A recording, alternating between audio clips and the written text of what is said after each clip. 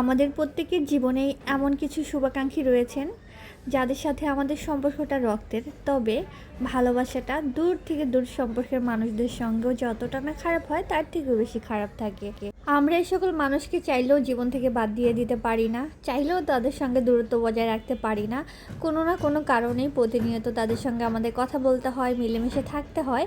সেটা শুধু সম্পর্কটাকে ধরে রাখার জন্য, সেখানে ভালোবাসা, বিশ্বাস, মর্যাদার বিন্দু মাত্র ছিটে ফোটা থাকে না।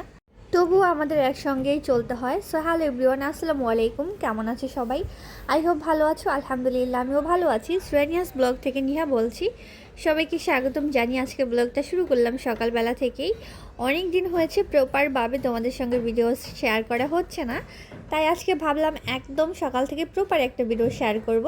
প্রথমে দেখেছো নাস্তা করে নিয়েছি আমি আর আমার হাজব্যান্ড, দেন আমার প্রিন্সেস ঘুম থেকে উঠেছে লেট করে, ওর জন্যই তো ডিম নুডলস বানিয়েছি।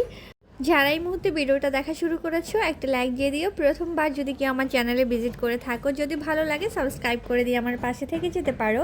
বাচ্চাকে খাইয়ে দিয়ে ঘরের অনেক কাজ শুরু করেছি। আজকে কিন্তু দিনটা বেশ ভালো যাচ্ছে, তার কারণ হচ্ছে আজকে আমার শরীরটাও ভালো। আমার হাজব্যান্ড সকাল সকালে বাজার করে নিয়ে আসছে। এখানে হচ্ছে পোয়া মাছ আছে, পাবদা মাছ আছে, রুই মাছ আছে, আর হচ্ছে ইলিশ মাছ। আমি গত কয়েকদিন ধরে ইলিশ মাছের কথা বলছিলাম যে আমার খুদের ভাত খেতে মন চাচ্ছে ইলিশ মাছ ভাজা দিয়ে। তো যেহেতু সময় পাচ্ছিল না বাজার করার মতো, আর মাছের যেই দাম, আর কি বলবো দামের কথা।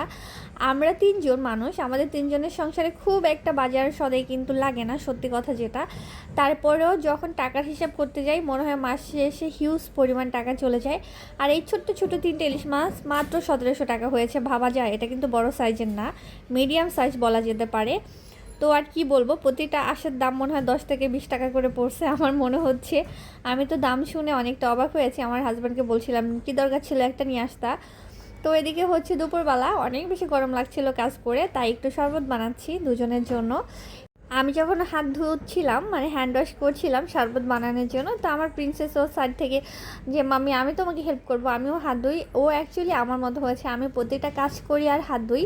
আর আমার মেয়েও সেম। আমার তো ইদানিং হাতে চামড়া ওঠা শুরু করেছে, এত বেশি ড্রাই হয়ে গেছে হাতগুলা। এটা শুধু এই অতিরিক্ত হাত ধোয়ার কারণে খুবই ড্রাই হয়ে গেছে।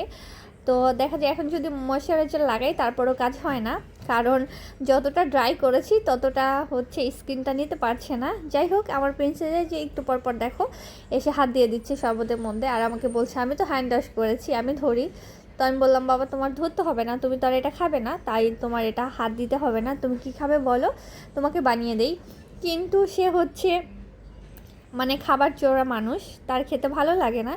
তো শরবত বানিয়েছি, এখানে ট্যাং ছিল, হালকা একটু চিনি নিয়েছি, আর সঙ্গে ছিল হচ্ছে চিয়া সিড, ইসবগুল দিয়ে লেবু দিয়ে বানিয়ে নিয়েছি। মজা হয়েছিল শরবতটা খুবই। আমার প্রিন্সেসের জন্য অনলাইন থেকে আমি হচ্ছে দিবানার কিছু প্রোডাক্ট অর্ডার দিয়েছিলাম, কারণ আমার বাচ্চাটা মাশাল্লাহ যখন পৃথিবীতে এসেছেন আল্লাহ তাকে পাঠিয়েছেন, সে একদম ধবধবা সাদা ছিল। তো এই গায়ের রঙটা তার 2.5 বছর পর্যন্ত ঠিক ছিল। তারপর থেকে একটু একটু করে না তার গায়ের রঙটা কেন যেন আগে থেকে অনেক কমে গেছে। ও যথেষ্ট ফর্সা আলহামদুলিল্লাহ, কিন্তু সেই যে ধবধবা একটা সাদা ওই ভাবটা আর ওর মধ্যে নেই। আমি দেখেছি ওর হাত পাগুলো আগের থেকে অনেক বেশি হচ্ছে ডার্ক হয়ে যাচ্ছে। ওর তুলনায় ওর কিছুই নেই। একবার ডক্টরকে বলেছিলাম, তো ডক্টর বলেছে ও আর কি ফর্সা হবে, ও তো যথেষ্ট আছে। তো আমরা যেহেতু কি বলবো ওর সঙ্গে থাকি, ওর বাবা মা, আমরা জানি ও কতটা ফর্সা ছিল। নর্মালি হচ্ছে ও একদম কি বলবো একদমই ফর্সা ছিল। তো অনেকটা হচ্ছে ব্রাইটনেস কমার কারণে, তো এটা পরে বুঝতে পারলাম বেসিক্যালি হচ্ছে রোদের কারণে এটা হয়েছে। ওর স্কিনটা অনেকটাই হচ্ছে সানবার্নের কারণে হচ্ছে একটু ড্যামেজ হয়ে গেছে, যেহেতু গ্রামে কিছুদিন ছিলাম, ঘুরতে গিয়েছিলাম।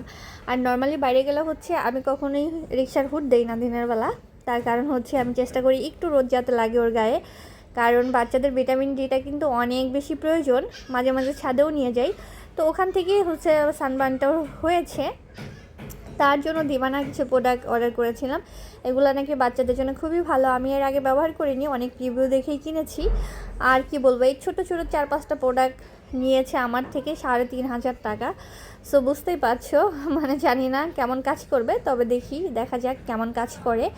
তো আমার প্রিন্সেস তো ভীষণ খুশি, ওর প্রোডাক্টগুলো রেখেই তো আমার হেল্পিং হ্যান্ড আবার চলে আসছে, ঘরটা ক্লিন করে দিচ্ছে, আমাকে ঝাড়ু দিয়ে দিবে, মুছে দিবে। আর হচ্ছে আজকে আপাকে বলেছে আমাকে একটু এক্সট্রা কাজও করে দিয়েন, কিছু থালাবাটি রয়েছে সেগুলোও ক্লিন করে দিয়েন। তো এই যে হচ্ছে আমার হেল্পিং হ্যান্ডের কাজ করার অবস্থা। ওনাকে বলতেছিলাম যে অ্যাটলিস্ট জিনিসপত্রগুলো একটু সাইড করে ঝাড়ু দেন, না হয়তো হচ্ছে ময়লাগুলো যাবে না। তো আমার এই হেল্পিং হ্যান্ডটা অন্য যতগুলো হেল্পিং হ্যান্ড ছিল তার থেকে মোটামুটি ভালোই কাজ করে, মানে খুব একটা খারাপ করে কাজ করে বিষয়টা তা না। তবে যারা হেল্পিং হ্যান্ড আছে তারা তো একটু ফাঁকিবাজি করবে, এটা সবাই জানো। তবে ওনার কাজ যথেষ্ট পরিষ্কার আছে, চাইলেই খুব ভালো করে করতে পারে, মাঝে মাঝে একটু ফাঁকিবাজি করে আর কি। তো কাপড় আজকে খুব একটা ছিল না, জাস্ট 2-3টা কাপড় ছিল, এই জন্য একটা বেডশিট দিয়েছিলাম ধোয়ার জন্য। তো কাপড়গুলো উনি ওয়াশ করে দিয়ে গেছে, রোদে দেওয়া হয়নি, ভাবলাম আমিই দিয়ে দিই, কারণ ওই যে যেটা বললাম একটু বাড়তি কাজ করিয়েছি, তাই তার দেরি হয়ে গেছে। দেন হচ্ছে আমাকে বলতেছিল ভাবে আপনি একটু রোদ দিয়ে দিন, আমি চলে গেলাম। তা আমি না ভুলে গিয়েছিলাম, মাঝখানে হঠাৎ করে মনে পড়েছে যে কাপড়গুলো নাড়া হয়নি, তাই একটু কাপড়গুলো নেড়ে দিচ্ছি। আর আজকে রান্নাবান্না তোমাদের সঙ্গে কিছু শেয়ার করবো না, অফ ক্যামেরায় করবো, যেহেতু ভর্তা ভাত বানাবো, বুঝতে পারছো অনেকটা সময়ের ব্যাপার। আর আজকে আমার বেশ ভালোই লাগছে। প্রথমে যেটা তোমাদের বললাম, জানি না ভিডিওর এই পর্যায়ে কেউ আছো কি না, যদি থাকো লাইক দিতে ভুলে যাও, লাইক দিয়ে দিও। প্রথমবার যদি কেউ আমার চ্যানেলে চলে আসো তাহলে আমার চ্যানেলটা সাবস্ক্রাইব করে দিয়ে আমার পাশে থেকে যেও। এই তো কাপড় টাপড় নেড়ে দিচ্ছি, আর রান্নায় কিন্তু মানে হচ্ছে চুলাতে, যেহেতু আজকে ভর্তা টর্তা আইটেম করব, খুব একটা রান্নাবান্নার প্রেশার নেই। তবে এই ভর্তা টর্তা করতে গেলে অনেকটা সময় কিন্তু লেগে যায় ভাজাবাজি টালাটালির জন্য। তো হচ্ছে আমি খুদের ভাতটা বসিয়ে দিয়েছি, আর খুদের ভাত হতে হতে কাপড়গুলোও নেড়ে দিলাম, কারণ হচ্ছে কিছু থালাবাটিও রয়েছে সিঙ্কে, সেগুলোও ধুয়ে নিব। দুপুরে খাওয়া দাওয়ার পরে কিন্তু এই কাজগুলো আর করতে ইচ্ছা করে না। গোসলের পরে সত্যি কথা বলতে আমার না একটু রিল্যাক্স থাকতেই ভালো লাগে, গোসলের পরে এই কাজগুলো করতে একদমই মন চায় না। যেহেতু ভাবলাম পানি আছে, আর নতুন মোটর লাগানোর পর থেকে কিন্তু পানির সমস্যা হচ্ছে না। তো ঢাকা শহরে আমরা যারা থাকি তাদের এই পানির সমস্যাটা যে কী পরিমাণ সমস্যা আসলে বলে বোঝাতে পারবো না।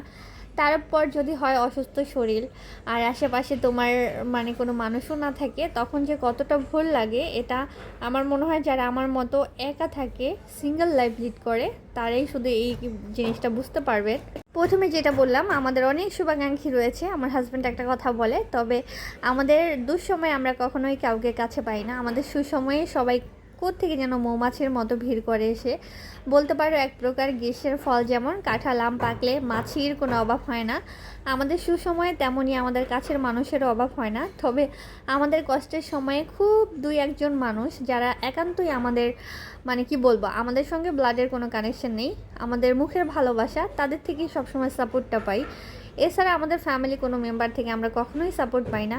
আমার হাজব্যান্ড সব সময় কথাটা বলে যে এখন থেকে যাদের থেকে সাপোর্ট পাবো, দুঃসময় যারা আমাদের সুসময়ের মতো বন্ধু হয়ে আসবে, শুধু তাদেরকেই মনে রাখবো। আসলে একটা সময় যে হয় না, যতই হোক, মানে ওই যে যেটা বললাম, এমন কিছু মানুষ আমাদের জীবনে থাকে আমাদের সঙ্গে জড়িয়ে, যাদের আমরা চাইলেও জীবন থেকে বাদ দিয়ে দিতে পারি না। হয়তো তাদের সম্পর্কে আমাদের ভালো সম্পর্ক থাকে না তাদের সঙ্গে, কিন্তু সম্পর্ক না থাকলেও তাদেরকে আমরা ইগনোর করতে পারি না, কোনো না কোনোভাবে তারা কিন্তু আমাদের জীবনের সঙ্গে জড়ানো যেহেতু থাকবেই, চলে আসে। যাই হোক, সেগুলো না বলি, আল্লাহ যা করেন ভালোর জন্যই করেন, দিন শেষে এটা আমি বিলিভ করি। যারা জীবন থেকে চলে যায় তারা হয়তো আমাদের জন্য মঙ্গলজনক না, তার জন্য আল্লাহ তাদেরকে হচ্ছে আমাদের থেকে আলাদা করে দেন। আর যারা আমাদের বন্ধু হয়ে আসেন আমাদের দুঃসময়ে, আল্লাহ তাদেরকেই পাঠান আমাদের জন্য।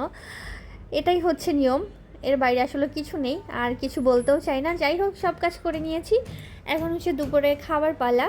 আজকের আয়োজনগুলো যেহেতু আমি অফ ক্যামেরায় করেছি, তাই তোমাদের দেখিয়ে দিই। এখানে ঢেঁড়স ভর্তা আছে, ডাল ভর্তা, আলু ভর্তার সঙ্গে ইলিশ মাছ ভাজা, আর আছে হচ্ছে কি যেন এটা ভুলে গেলাম, কাঁঠালের বিচি ভর্তা, আর হচ্ছে কাঁচামরিচ ভর্তা, দেন তিল ভর্তা, বাদাম ভর্তা, যতটুকু হাতের কাছে ছিল সেগুলোই করে নিয়েছি।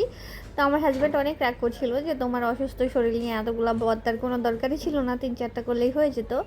আর সঙ্গে আছে ইয়াম্মি খুদের ভাত, এটা অবশ্য পোলাও চাল ভাঙ্গা যেটা, ওটা দিয়ে করেছি। তবে মোটামুটি আজকে অনেক দিন পরে মন ভরে খেয়েছি, ভীষণ ভালো লাগছিল। গত কয়েকদিন ধরে আমাদের একটা অবস্থা হয়, আমরা সব সময় হচ্ছে রুমে বসে খাই, বেডরুমে না অবশ্যই, পাশের রুমে বসে, ডাইনিংয়ে বসা হয় না। সেই আজকে আমার হাজব্যান্ড বলছিল, তো আমি বললাম না, আজকে হচ্ছে ডাইনিংয়ে বসে আমি মজা করে পেট ভরে খাবো। আর এদিকে আমার প্রিন্সেস রাগ করে আছে, আমি নাকি তাকে আজকে একদম কেয়ারই করছি না। অবশ্য অনেকদিন পরে আজকে একটু গুছিয়ে কাজ করেছি, অনেকটা সময় লেগেছে। গত কয়েকদিন তোমরা আমার ভিডিও দেখলেই বুঝতে পারবে একদমই অগোছালো ভিডিওর অবস্থা। তাই একটু গুছাতে গেলে কিন্তু কাজ করতে হয়। খাওয়ার পরে ভীষণ অস্থির লাগছিল, যেটা বললাম অনেক দিন পর একটু বেশি খেয়ে নিয়েছি। দেন আমি একটু ঘুমিয়ে গিয়েছিলাম, আমার হাজব্যান্ড আর এর জন্য ডাকেনি, সে হচ্ছে তালা মেরে রেখে বাইরে থেকে ছাদে কিছুক্ষণ আড্ডা দিয়ে আসছে, কথা টথা বলে আসছে, কারণ ডাকেনি আমাকে যে আমি ঘুমিয়ে গেছি, ঘুমে ডিস্টার্ব হবে তার জন্য। সন্ধ্যাবেলা দেন হচ্ছেই তো একটু সেমাই খাবো, সেমাই খেয়ে বেরোবো, ডক্টরের কাছে যাব। আমার হাজব্যান্ড এসে আমাকে উঠাইছে যে এবারে ওঠো, সন্ধ্যা হয়ে গেছে, আমাদের তো বের হতে হবে আজানের পরে। আমার জীবন থেকে অনেক কাছের মানুষকে হারিয়েছি ঠিকই, আল্লাহ আমাকে এমন একজন মানুষকে দিয়েছেন যাতে সবার অভাব সে পূরণ করতে পারে, আলহামদুলিল্লাহ। তবে তারপরও দিন শেষে না একটা শূন্যতা তো থেকেই যায়। তবে আমার হাজব্যান্ড এত বেশি সাপোর্টিভ, এত বেশি কেয়ারফুল, মানে কি বলবো, আমার প্রতিটা বিষয় আসলে এটা আমি কখনোই কাউকে বলতে চাই না, বললে বদনজর নাকি লাগে। তার জন্য আলহামদুলিল্লাহ ভালো আছি। এই মানুষটাকে নিয়ে দোয়া করবা তোমরা যেন সবসময় ভালো থাকতে পারি। হসপিটালে আসছি, আসার পরেই তো নিধির বাবার কলিগ উনি আসছে ওনার বউকে নিয়ে, ইবনে সিনা, তো আমাদের কিন্তু দেখা হয়েছে। আর প্রিন্সেস দেখো কত খুশি মানহাকে পেয়ে, ওরা তো দুজন গল্প করছে, আমি কিন্তু সিরিয়ালে বসে আছি, যেহেতু আলট্রাসোনোগ্রাম করব তার জন্যই তো একটু পরপর পানি খাচ্ছি। হসপিটাল থেকে আসতে আসতে আমাদের অনেক রাত হয়ে গেছে, ওই রাতে আর রান্না করে কিছু খাওয়া সম্ভব না, যেহেতু ভর্তা টর্তা সব কিছুই ছিল। বাট একটা পিৎজা নিয়ে আসছিলাম প্রিন্সেসের জন্য, আমি কিন্তু এক পিস এই দেখো আগেই খেয়ে নিয়েছিলাম হসপিটালে বসে বসেই, কারণ আমার অনেক বেশি ক্ষুধা লাগছিল, অনেকটা সময় লেগেছিল ওখানে টেস্ট মানে করার পর রিপোর্ট হাতে পেতে ডক্টর দেখাতে। আমাদের অলমোস্ট 12টা প্লাস বাজে বাসা আসছি। আমার হাজব্যান্ড হচ্ছে এই যে মজাদার খাবার নিয়ে আসছিল কাচ্চি, এটা হচ্ছে অনেকটা কি বলে এটাকে, পাকিস্তানি স্টাইলে যে কাচ্চিগুলো করা হয় ওটা, তবে খেতে কিন্তু বেশ ভালোই লাগছিল।